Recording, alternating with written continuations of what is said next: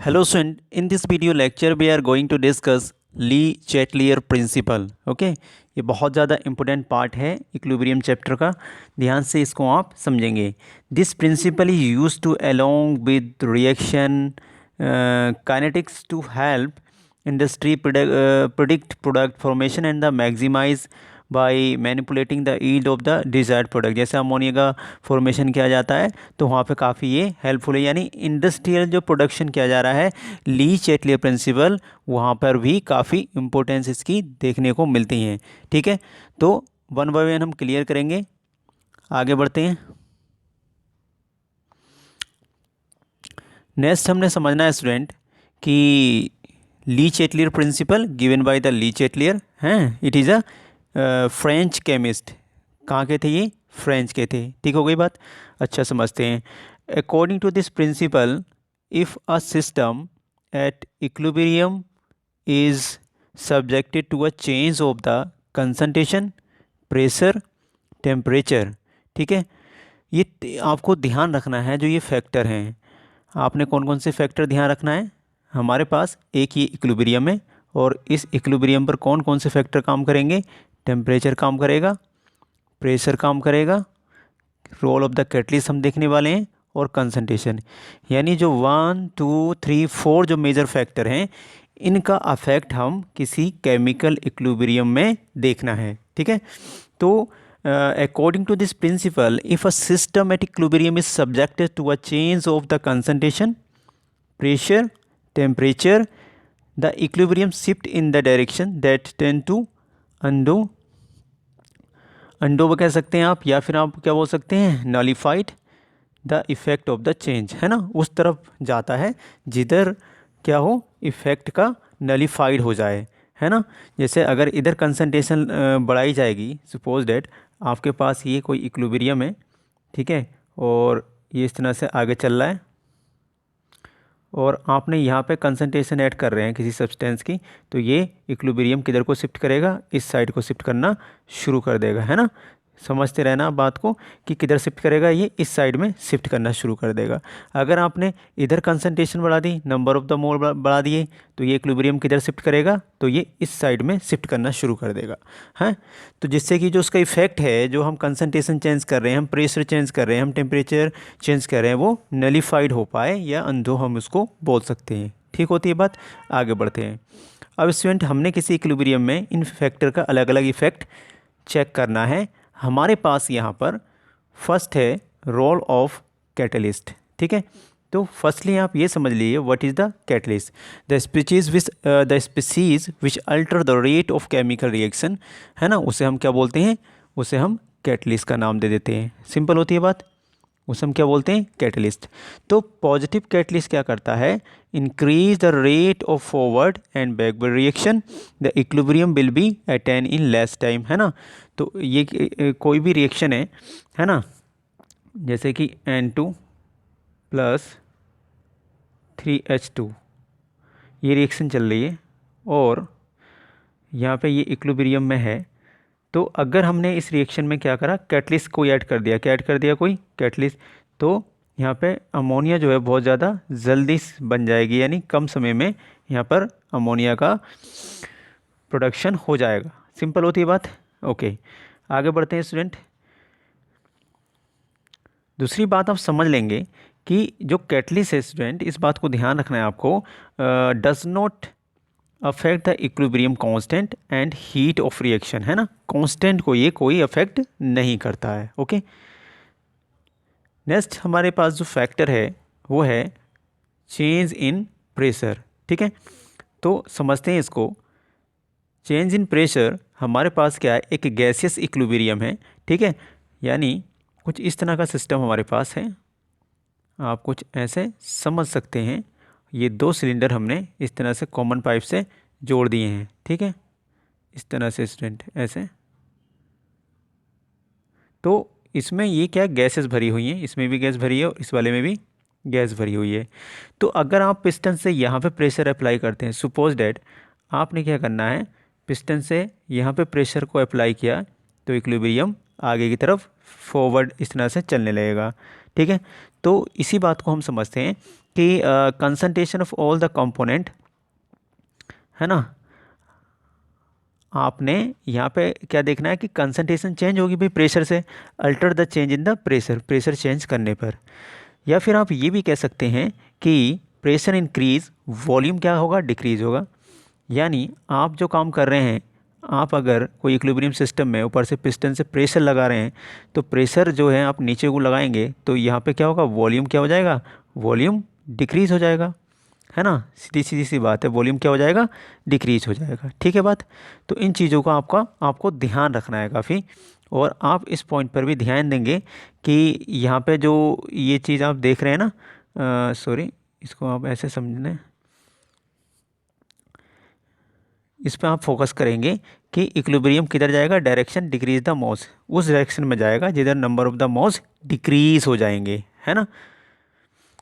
आगे बढ़ते हैं। चेंज इन कंसंट्रेशन, अब हम बात कर रहे हैं स्टूडेंट कंसंट्रेशन की। बिल्कुल इन चीज़ों को आपको ध्यान रखना है। देखो यहाँ पे क्या है, इस बात को आपको ध्यान रखना है। If any of the reactant is added the rate of reaction is forward direction. अगर आप रिएक्टेंट की साइड में आप क्या कर रहे हैं, रिएक्टेंट की साइड में किसी सब्सटेंस को एडिशन करते जा रहे हैं, तो क्या कह रहा है कि if any of the reactant is added the rate of reaction forward, भाई कैसे चलेगी, फॉरवर्ड चलेगी। और यदि आपको क्या करना है, दूसरी बात आपको ध्यान रखना है कि आप if any of the product is added, ठीक है, प्रोडक्ट की साइड अगर कोई सब्सटेंस एडिट कर रहे हैं तो रेट ऑफ रिएक्शन क्या हो जाएगी, बैकवर्ड डायरेक्शन में चलेगी। तो इन बातों को आपको समझ लेना है। ठीक है, आगे बढ़ते हैं। अब आप कुछ ऐसे भी समझ लेंगे स्टूडेंट, फिर से हम वही इक्विलिब्रियम की बात कर रहे हैं। हमारे पास मान लो ये कंटेनर है और इसमें हम फॉरवर्ड बैकवर्ड डायरेक्शन को ईजिली समझ सकते हैं। हम प्रेशर का इफेक्ट यहाँ पे देखेंगे, है ना, या फिर कंसंट्रेशन का इफेक्ट देखेंगे। तो वही सिंपल है जो अभी हमने प्रेशर की बात करी थी। यहाँ पे ये क्या है स्टूडेंट, ये रिएक्टेंट है और ये वाला क्या है, प्रोडक्ट है। और अगर यहाँ कोई सब्सटेंस आप ऐड कर रहे हैं और जो ये सब्सटेंस है आपके पास, सपोज डेट ये सब्सटेंस यहाँ पे आपने रिएक्टेंट की साइड में ऐड करते जा रहे हैं। आप अगर आप रिएक्टेंट की साइड में ऐड करते जा रहे हैं तो क्या होगा, तो इक्विलिब्रियम किधर चलेगा, इधर की साइड चलने लगेगा, है ना। अगर आप सब्सटेंस को यहाँ पे ऐड करते जा रहे हैं काफ़ी अमाउंट में प्रोडक्ट की साइड में, तो इक्विलिब्रियम इधर को चलेगा, है ना। तो इस तरह से फॉरवर्ड बैकवर्ड इक्विलिब्रियम शिफ्ट होना शुरू हो जाता है। ठीक है, इसी पे ली चेटलियर ने काम किया था। तो ये हमने एक यहाँ पे आपको जनरली दिखा रखा है, इसको आप ध्यान से देखेंगे कि ये जो है, आप इसको ध्यान से देखिए, इसमें रिएक्टेंट देखेंगे और रिएक्टेंट की साइड में क्या कर रहे हैं, हम कोई सब्सटेंस को ऐड कर रहे हैं। यानी यहाँ पे हमने क्या करा, ये ऐड कर दिया कुछ सब्सटेंस को। तो ये हमने दिखा रखा है यहाँ पे स्टूडेंट कि अगर आप यहाँ पे सब्सटेंस ऐड कर रहे हैं तो इक्विलिब्रियम किस दिशा में चल रहा है, इस डायरेक्शन में जा रहा है। आप इसी तरह से अगर नीचे देखेंगे तो यहाँ पे देखो ज़रा ध्यान से, तो इसमें क्या है कहानी, ध्यान से देखेंगे कि इस वाले में आप देखेंगे यहाँ पे रिएक्टेंट और प्रोडक्ट वैसे ही दिया है। यहाँ add of the product, product की साइड में आप कोई सब्सटेंस को ऐड कर रहे हैं, यानी कंसंट्रेशन इंक्रीज कर रहे हैं।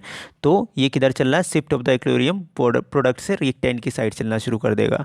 ठीक है, तो ये थी कहानी कंसंट्रेशन चेंज की। आगे हम स्टूडेंट मूव करते हैं तो हमें यहाँ देखने को मिलता है चेंज इन द टेम्परेचर। सीधी सी बात है, रिएक्शंस जो होती हैं टू टाइप्स की होती हैं, एंडोथर्मिक, एक्सोथर्मिक। हम बात करते हैं एंडोथर्मिक, और एंडोथर्मिक रिएक्शंस उन्हें कहते हैं, यानी एंडोथर्मिक किसे बोलेंगे हम, जो टेम्परेचर हीट को एब्जॉर्ब करती हैं, क्या करती हैं, हीट को एब्जॉर्ब कर लेती हैं। ठीक है, तो यहाँ पे क्या होगा, अगर हमने यहाँ पे हीट दिया और इस रिएक्शन ने रिएक्टेंट की साइड हमने हीट बढ़ाया तो रिएक्शन फॉरवर्ड चलना शुरू हो जाएगी। यानी रेट ऑफ रिएक्शन क्या करती है, इंक्रीज़ करती है। या फिर हम ये भी कह सकते हैं favoured with increase the temperature, यानी रेट ऑफ रिएक्शन क्या करेगी, फेवर करेगी और रेट इंक्रीज़ कर जाएगी टेम्परेचर अगर आप बढ़ाते हैं तो ये थी बातें यहाँ तक की। आगे बढ़ते हैं। इस चार्ट को आप ध्यान से स्टूडेंट देखेंगे सभी और समझेंगे इसको। तो इसमें हमने एक समरी दिखा रखी है और इस समरी में देखेंगे आप ध्यान से तो यहाँ पे क्या है, कंडीशन है कुछ। कंडीशन में आप देखेंगे delta V equals to V, तो वॉल्यूम कांस्टेंट है। यहाँ पे आपने क्या देखना है, delta n number of the most gaseous, है ना, प्रोडक्ट माइनस गैसियस रिएक्टेंट, वो जीरो है यहाँ पे। तो यहाँ पे क्या हो सकता है condition, positive negative, effect no effect. यानी हम अगर गैस कैसी हमारे पास इनर्ट गैस है तो इनर्ट गैस का यहाँ पे कोई इफेक्ट नहीं पड़ेगा। इस सिस्टम में देखो यहाँ पर भी नो इफेक्ट हो जाएगा। आप देखें delta n is greater than zero होने पर भी फॉरवर्ड, अब रिएक्शन फॉरवर्ड चलेगी। अगर ऐसी कंडीशन है तो रिएक्शन क्या चलेगी, बैकवर्ड चलेगी। डेल्टा एन आपको पता है, number of gases mole of the product, number of the gases mole of the reactant. Okay student, तो अब हम समझते हैं यहाँ पर effect of temperature and pressure की ये समरी है। आप इसको अच्छे से अपनी नोटबुक में नोट डाउन कर लेंगे। यहाँ पे एक्सोथर्मिक रिएक्शन के लिए बात करते हैं तो बैकवर्ड शिफ्ट होता है, ध्यान रखना है ना। यहाँ पे डेल्टा एन जीरो है, ठीक है। Effect of the increase in pressure no shift. तो इस तरह से एक्सोथर्मिक में आप देख लेंगे। एंडोथर्मिक की हमने सब दिखा रखी है, फॉरवर्ड बैकवर्ड के लिए साइन भी हमने यहाँ पर दिखाया है, ठीक है। अब इसमें कुछ इंपॉर्टेंट बातें और हम समझते हैं। एप्लीकेशन से क्वेश्चन बनता है student, application of Le Chatelier principle. हमें कोई भी ऐसे एक रिएक्शन देता है, ये रिएक्शन इक्विलिब्रियम में है, H2 gas plus I2 gas 2HI। ये पूरा जो इक्विलिब्रियम सिस्टम है ये गैसियस सिस्टम है, क्योंकि all the reactant and product क्या हैं, गैसियस में है। तो effect of the concentration when the concentration H2I2 is increase और added, the system moves in the direction which the decrease the concentration, ठीक है, उस दिशा में जाएगा जिधर कंसंट्रेशन डिक्रीज होगी। इसी तरह से अगर प्रेशर की बात करते हैं तो as there is no change in the number of the moles of reaction, mole तो चेंज होंगे नहीं, equilibrium state remains unaffected by the change of the pressure, है ना। यहाँ पे कोई इफेक्ट नहीं पड़ता है। स्पेशल हम जो यहाँ पे फॉर्मेशन ऑफ आयोडाइड की अगर बात करते हैं तो, ठीक है। आगे बढ़ते हैं। इफेक्ट ऑफ टेम्परेचर अगर इस रिएक्शन में देखा जाए स्टूडेंट तो यहाँ पे क्या है, increase the temperature the equilibrium state toward the reaction which moves with absorption of heat, है ना, उधर जाएगी जिधर, है ना, हीट एब्जॉर्ब करके, यानी एंडोथर्मिक रिएक्शन बन जाएगी। लेकिन यहाँ पे हम the formation of HI is exothermic है। This the backward reaction move faster when the temperature is increase, ठीक है। In short we can say favourable condition क्या होनी चाहिए इस पूरी रिएक्शन के लिए, हाई कंसंट्रेशन H2I2 होना चाहिए और लो टेम्परेचर, है ना, क्योंकि यहाँ पर ये रिएक्शन क्या है, एक्सोथर्मिक रिएक्शन है। ओके, नेक्स्ट रिएक्शन हमें दे रखी है यहाँ पर formation of nitric oxide. Nitric oxide में हमारे पास N2O2 और हमने NO बना लेना है। इसमें आप देखेंगे ये जो रिएक्शन है इसमें कंसंट्रेशन व्हेन N2O2 अगर आप इंक्रीज़ करते हैं तो सिंपल सी है, the move in the direction N2O2 is used, उधर जाएगा जिधर N2O2 यूज़ हो रहा है। Rate of forward reaction increase हो जाएगी। इफेक्ट ऑफ प्रेशर की बात करते हैं स्टूडेंट, तो यहाँ पे आपने क्या होता है, नाइट्रिक ऑक्साइड जो है फॉर्मेशन में number of the mole remain same रहेंगे, no change in the volume. यहाँ पे कोई चेंज, गैसियस है, कोई वॉल्यूम चेंज नहीं हो रहा है, तो not affect bye the change in the pressure, ठीक है। यहाँ पे बात करते हैं हम टेम्परेचर की। The formation of NO is endothermic है। एंडोथर्मिक मतलब हीट को एब्जॉर्ब करेगी। तो यहाँ पे क्या होगा, हाई टेम्परेचर फेवरेबल होगा, सिंपल सी बात है। अगर हम शॉर्ट समरी अगर हम बात कर लेते हैं इसकी, तो हाई कंसंट्रेशन N2O2 और हाई टेम्परेचर यहाँ पे होना चाहिए इस रिएक्शन के लिए। नेक्स्ट रिएक्शन हमारे पास है डिसोसिएशन ऑफ PCl5। PCl5 का हम डिसोसिएशन कर रहे हैं, यानी हम इसको तोड़ रहे हैं, ये बनाएगा PCl3 gas and Cl2 gas. तो इसमें क्या इफेक्ट ऑफ कंसंट्रेशन की बात करते हैं तो when the concentration PCl5 is increase, अगर PCl5 की कंसंट्रेशन बढ़ा दी जाती है तो rate of forward reaction increase in to decrease the added concentration, ठीक है। सेम है effect of the pressure, the volume increase in dissociation of PCl5, ठीक है। when the pressure is increased the system moves in the direction of in which there is decrease in the volume, है ना, उस side जाएगा जिधर volume कम होगा।